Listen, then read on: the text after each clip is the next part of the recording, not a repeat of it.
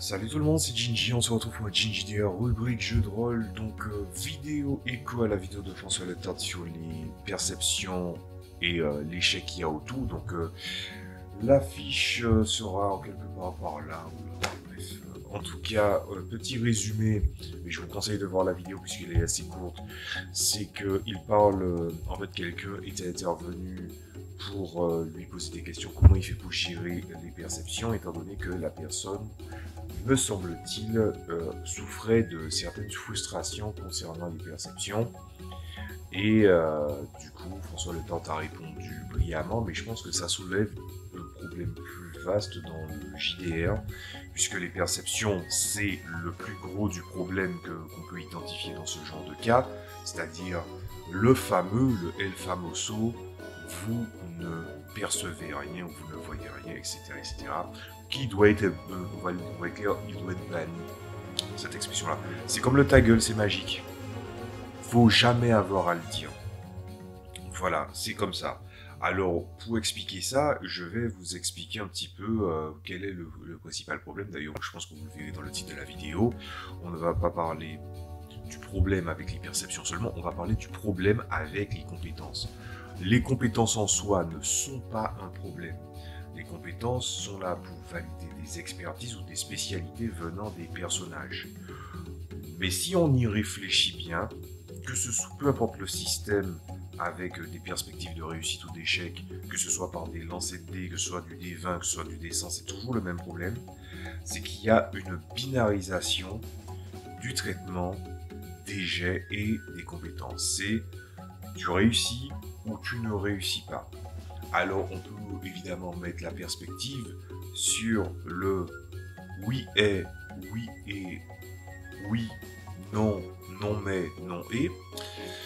Même en mettant en perspective tous ces éléments-là, je pense que du point de vue des joueurs, en tout cas c'est mes observations, et c'est aussi des observations que j'ai eues au travers de certains témoignages, quand tu dis non à quelqu'un, même si tu vas le nuancer par un mais, ou que tu vas le mettre, tu vas rajouter un et, ça ne va pas changer le fait qu'il le percevra comme un non.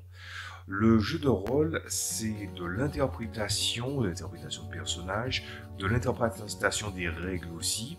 Parfois, changer les règles en tant que meneur de jeu, pas confondre avec tricher, ou tu changes les règles quand ça t'arrange tous les 4 matins. Et le fait que le joueur, en tout cas ses sens, les sens d'un joueur, sont très dépendants du meneur de jeu, ça fait que le meneur de jeu peut biaiser la perception, pas forcément de manière volontaire, mais il peut la biaiser en fonction de ça, alors je vais utiliser un mot qui va faire peur, de sa performance. C'est une vision qui peut paraître un peu abrupte, mais je vais donner un exemple de ma façon de décrire une scène. J'ai tendance à dire, philosophiquement en termes de jeu de rôle, même si philosophiquement, voilà, du coup, j'ai toujours tendance à dire qu'il y a une différence entre voir et regarder, écouter et entendre. Ce qui veut dire qu'il y a déjà un caractère actif et il y a un caractère passif. Le fait est que quand tu commences à demander un champ d'application des compétences, surtout sur l'essence, ça veut dire aussi, et c'est là où on tombe fatalement dans l'erreur, ça veut dire qu'entre guillemets, on crée une forme de binarisation. C'est le meneur de jeu te dit, tu dois faire un test de perception, tu fais le test de perception, tu réussis ou tu ne réussis pas. Même si, par exemple, ah oui, un échec de peu, machin, tu vois, mais machin. Alors, déjà que décrire la scène, planter le décor, c'est quelque chose qui demande un certain ouate et une certaine attention. De l'autre côté, il y a aussi le joueur, les joueurs, qui ont un problème, surtout de nos jours, avec l'interactivité. Et là, on va en arriver à mon exemple. Quand je masterise, quand je plante un décor, c'est très classique. Premier plan, arrière-plan, plan, en fait, tout ce qu'il y a au fond de l'arrière-plan. Ensuite, on met l'accent, l'emphase sur les éléments actifs, hein, ceux qui sont finalement la force du verbe. Et dans ma façon de faire, en tout cas dans la façon que j'ai toujours eu à faire le jeu de rôle, surtout que j'ai appris par moi-même, c'était que je plantais le décor, et je disais ce qu'il percevait de manière palpable, mais mettre l'emphase sur des éléments, c'était quelque chose qui relevait des joueurs. C'est au meneur de jeu de bien planter le décor à la base, de bien amener ses descriptions, mais c'est au joueur de faire son travail et d'interagir. Sauf que, comme c'est un jeu de force de proposition, si on a tendance à dire non, ça fait que la force de proposition diminue, c'est-à-dire que les joueurs vont prendre moins d'initiative, et si les joueurs échouent souvent à des tests, et qu'ils entendent de manière claire ou de manière très légère qu'ils ont échoué, ça peut avoir une démotivation chez eux de tenter, tout en sachant que certains se considèrent maudits à cause des lancers de dés, ou autre chose qui les ferait échouer. Voilà, il existe plusieurs perspectives, mais les problèmes sont toujours là. Que vous utilisiez des dés, que vous utilisiez des points de jetons, que vous investissez pour savoir si vous êtes prêt à réussir ou échouer certaines choses, il y a des systèmes comme ça. Le problème reste le même. Voilà. Alors du coup, comment on fait pour corriger ça? Si on part du principe que les compétences sont des expertises, et que comment on détermine le champ de seuil de réussite d'une action, le champ de réussite d'une action, c'est il y a la difficulté, et le joueur va faire un test qui est composé soit de l'investissement, mais on va prendre le cas d'été puisque c'est beaucoup plus commun. Tu prends la compétence associée, la caractéristique associée, les éventuels bonus. Le moyen que j'ai trouvé pour régler le problème de la binarisation des compétences, puisque c'est le problème que c'est que je regarde la table des difficultés et je divise par deux. À partir du moment où je divise par deux, c'est-à-dire que, imaginons que je vais afficher en quelque part, je bouge dans tous les sens, voilà, je vais afficher une table de réussite que tout le monde connaît, puisque c'est le système des 20. Tout ce qui est système des 20 là, Donjons et Dragons, Pathfinder. Vous le voyez. Donc vous voyez, par exemple, il y a une difficulté, et disons qu'elle est de 15. Les joueurs échouent au test. On va prendre l'exemple dans le cas où ils échouent, parce que c'est là où ça va être déterminant dans la technique.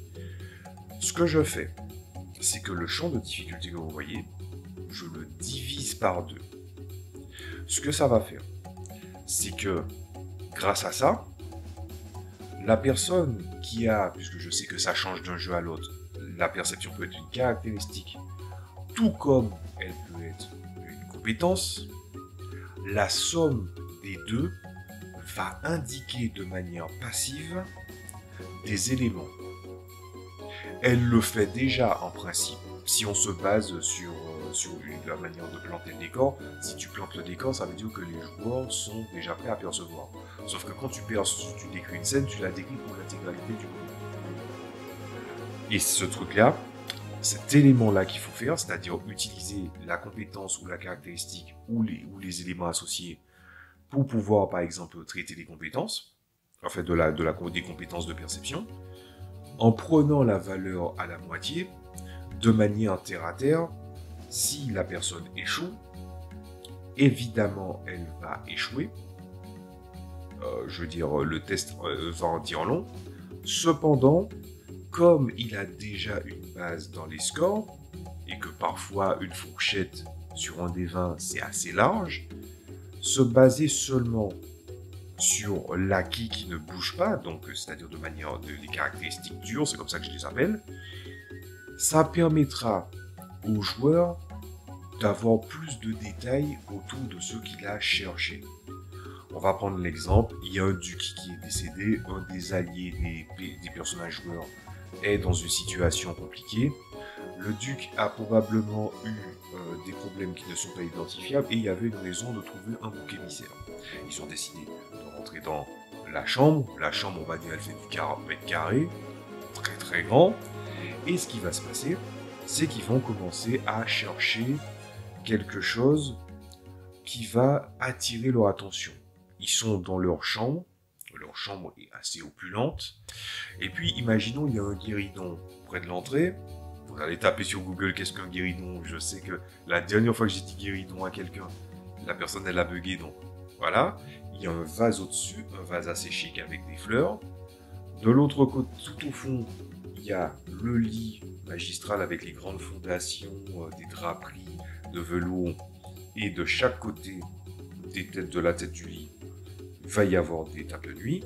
On peut reprendre l'exemple de François Letard dans lequel ils peuvent aller regarder s'il y a les tiroirs, et s'il y a les tiroirs, le tiroir peut être à double fond, il peut y avoir des doubles fonds, il peut y avoir des trucs cachés.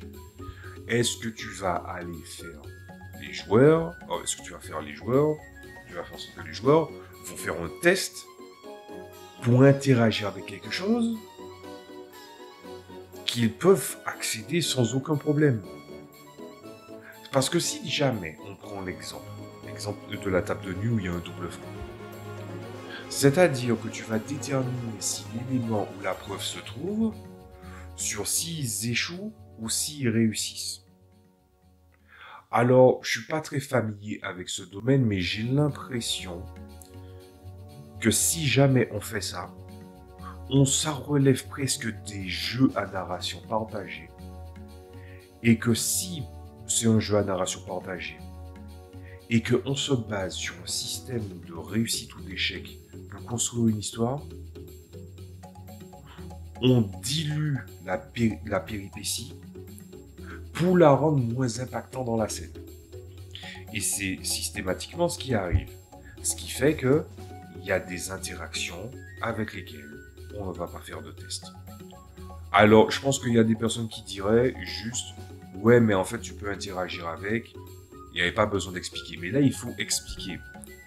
Parce que l'essentiel du problème, ou plutôt de l'essentiel du problème avec les perceptions, les compétences, même en général, c'est qu'elles sont censées être des domaines d'application de compétences qui fait qu'elles sont sollicitées pour donner un avantage aux joueurs puisqu'il est expert. Donc, dans toutes les occurrences, dans toutes les possibilités qu'il y a, ils ont des chances plus élevées.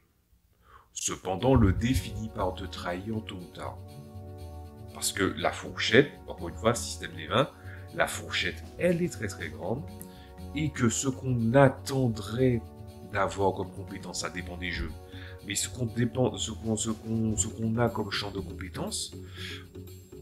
Alors, certains systèmes ont décidé de faire en fait des mots-clés pour pouvoir fonctionner, sauf qu'en vrai, si on est dans une aventure crédible, le champ d'application des compétences devrait permettre en fait que les personnages soient spécialisés et que les joueurs ne doivent pas être punis pour ça. Alors pourquoi je dis que on ne doit pas être puni pour ça, c'est parce que de la même manière que pour les personnages joueurs ou non joueurs, les personnages non joueurs sont les autochtones de leur propre monde, et que je crois que j'en parlais dans une vidéo il y a un petit moment déjà, que on ne va pas punir, enfin on va pas faire en sorte que les personnages non joueurs ont des profils héroïques, donc c'est-à-dire les profils de PJ dans les systèmes D1. Si un personnage est ébéniste, il a des compétences d'ébénisterie. Si un joueur interprète un personnage héroïque, il y a forcément des compétences qu'ils n'ont pas. Et ils sont au maximum, ou plutôt en moyenne, 4 dans un groupe. Et même avec 4 personnes, ils peuvent ne pas couvrir certaines compétences. Donc vont-ils être punis pour ça? La réponse est non. Et c'est là où ça va devenir très intéressant, c'est que pour éviter la binarisation, c'est-à-dire il y a un problème, il y a un champ de compétences, s'il échoue, c'est problématique, il faut rajouter quelque chose au milieu. Et ce quelque chose au milieu, c'est déjà le fait que de manière passive, il peut entrevoir des éléments qui puissent l'aider, qu'il ait dans son champ de compétences une aide qui fait que s'il échoue et qu'on part du principe qu'il échoue de manière brutale, et qu'on met une transition, que par exemple, même s'il échoue, il finit par découvrir d'autres choses.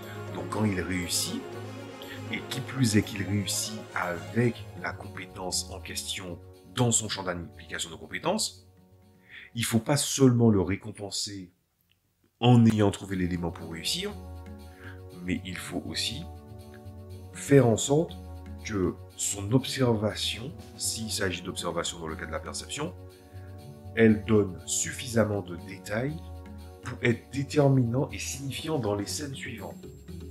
Ce qui ne semble pas être fait systématiquement, puisqu'on rentre dans un champ d'application binaire. Donc, vous avez le problème, vous avez la solution, et la solution dépend des caractéristiques associées, des compétences. Si on réussit, il faut que si on réussit et qu'on réussit avec une spécialité prise en compte, que ça soit signifiant. Si ça échoue, à ce moment-là, on utilise, en tout cas c'est comme ça que je vous conseillerais de faire, on utilise le champ d'application des difficultés, au lieu de regarder « Ah, il a échoué de 1 point », tout ça. C'est trop chiant de dire « Oui, il a échoué de 2 points ». En fait, sur un système D20, échouer d'1 point, échouer de 2 points, échouer de 3 points, vous arriverez à le graduer facilement, même pour les gens qui s'y connaissent. C'est un peu compliqué. Par contre, si on prend le choix de la table des difficultés, on divise par 2 et on regarde le niveau d'accessibilité des choses. Et on se dit, ça veut dire que le score de base plus compétences à appliquer, ça donne ce résultat-là. Sur la table, ça correspond à quoi? Et si il y a des choses qui rentrent dans ce champ d'application, vous les montrez. Et là, c'est là où intervient le meneur de jeu, là, pas dans ce qu'il a appliqué, parce que là, c'est de l'application pour corriger les problèmes dus aux compétences. Là, c'est où intervient le meneur de jeu dans son interprétation. C'est-à-dire, on va prendre le cas de la perception pour aller trouver des éléments chez le duc. Il y a un joueur qui est le joueur A, il est allé voir dans les tables de nuit, il n'y a pas de double fond. Non, il n'y a pas de double fond, il a interagi avec, il a soulevé, il a regardé s'il y a une différence d'épaisseur, il n'a rien vu, c'est-à-dire que ça n'a pas demandé de dé.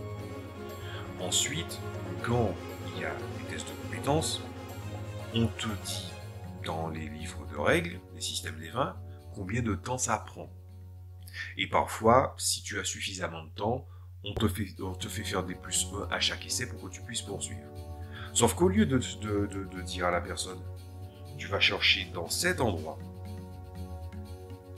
et que tu te dis, tu regardes s'il y a des éléments dans cet endroit, vaut mieux regarder ce qui se passe dans une salle, et que si les autres personnes sont en train de fouiller, le fameux bonus pour pouvoir aider à une action fonctionne, même s'ils font tous des jets séparés.